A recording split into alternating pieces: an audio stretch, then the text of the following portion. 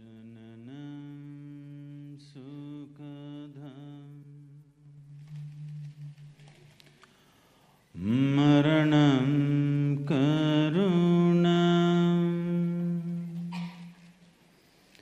milanam maduram smaranam karunam kalavashyadiha sakalam karunam samayadipate akilam karunam.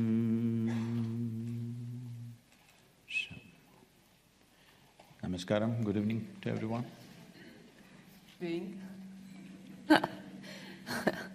It's challenging.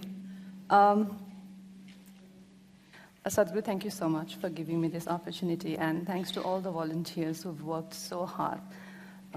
So my first question to you is that when I first heard about you many years ago,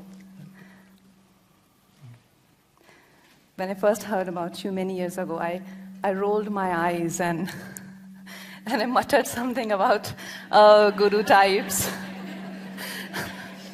And until few months ago, when my sister gave me your book, Inner Engineering, which happens to be New York Times bestseller, it changed my perspective. And when I was working on this interaction, I came across few interviews of yours, one of them being with a senior writer from my field, and he was vehemently attacking you. Like he was trying to frame you for being fake, and he himself is accused of plagiarism. So my question is that why does a person connected to spirituality on its path is everyone feels entitled to judge them? And honestly, if it wasn't New York Times bestseller book, I would have not read it. What is it about the West, this West stamp that we can't do without it? I mean, there are so many books, and unless Americans don't approve of it, it just doesn't make sense. Why is that? This is multiple questions.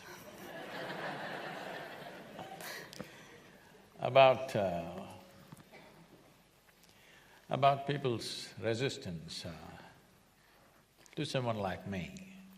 When I say someone like me, someone who's not messed with himself, okay? He didn't cut his hair, he didn't do anything, he's simply the way nature intended him to be. That's all the problem they have with me. They think you have to belong somewhere. You have to be this religion or this party or that party. You got to be something. Today, if you look at the world, now that you mentioned America, and it's also beginning to happen in our country in a big way, in imitation of United States, I would say. See, in United States, talk to anybody, they'll say, I'm a Democrat or I'm a Republican. What this essentially means is, you have no clue what is democracy. If you say, I'm this, and my father also was this, and my grandfather also was a Republican, so this I am. What this means is, you have become a tribe. You've become a tribe, you know? Once you become a tribal war is inevitable. It's going to happen somewhere. Democracy means every time you must see these 5 years or 4 years, whatever the term, how they have functioned, and individually you make a choice whom to vote for. You already committed to vote to a particular party no matter what. This means you become a tribe. You've gone back to feudalistic way of living, but you're talking democratic language. So this has happened in a huge way in United States.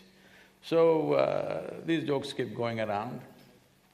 Someone trying to convert a Republican into a Democrat. So they came and asked, why don't you vote for Democrats? You're See what kind of president you got. So he said, no, I'm a Democrat, my father… I'm a Republican, my father was a Republican, and my grandfather was a Republican, so I'm a Republican, that's it. So this guy asked, suppose your grandfather was a jackass and your father was a jackass, what would you be? He said, of course, a Democrat. Okay. So, we are taking things from there all the time, and in India also slowly we are moving in that direction, unfortunately. About New York Times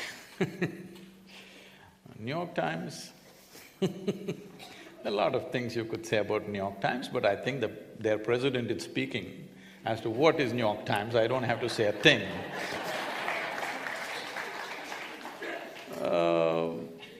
We still have not got out of the Firang syndrome. You know what's Firang? I know. Yeah. Of course. So we've still not gotten out of that Firang syndrome, it has to come from there. Today, why do you think so many people are talking about yoga? The yoga they're talking about in India is largely a rebound from the American coast. They're not talking about the yoga that is here. This is the source of yoga. And people's understanding of yoga is… Sadhguru, that brings to me a question about our roots ingrained in yoga and spirituality. But where has it got us as a nation, as a country, as a continent? What has it given us? Like, I know what you say about karma bondage, and I will quote you. No, I'll quote you. If somebody… he says about karma, breaking karma bondage, that if somebody breaks your leg, don't go after that person's leg. Fix your leg and go your way. I understand, that sounds fantastic. But if somebody breaks your leg and you go your way, somebody again comes, break your leg, what do you do? And then Why do you think see… people are so much interested in your legs?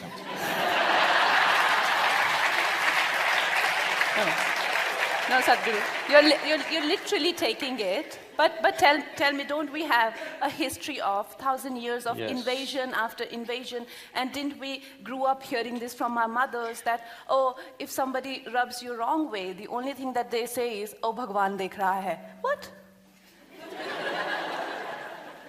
So… Say this, I mean, we as a land, I mean, I don't know much about history, but this much I know that we as a land, we have not, and thanks to our spiritual education, that we have never gone to invade a continent or gone for a conquest like that. But where has it got us? Where has it landed us? So why not imitate West? Okay.